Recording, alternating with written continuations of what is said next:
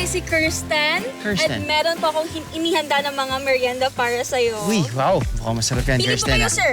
Okay, anong nire-recommend mo na first? Okay, so my favorite here po is suman latik. Suman latik. Yes, my Okay. favorite, sir. Uy, Yes. Bukayo. Yes po. matamis. Bukaya po is coconut. Coconut. Yes. Sweetened coconut. Sweetened coconut. Ang dami na itong asukal. Masarap Masarap yun, nga. sir. Perfect pang himagas to. Yes. One of Okay. my favorites. Very, very good. I would like you to try puto lanson. Puto Yes, na lanson. may lason. No. Oh, ha?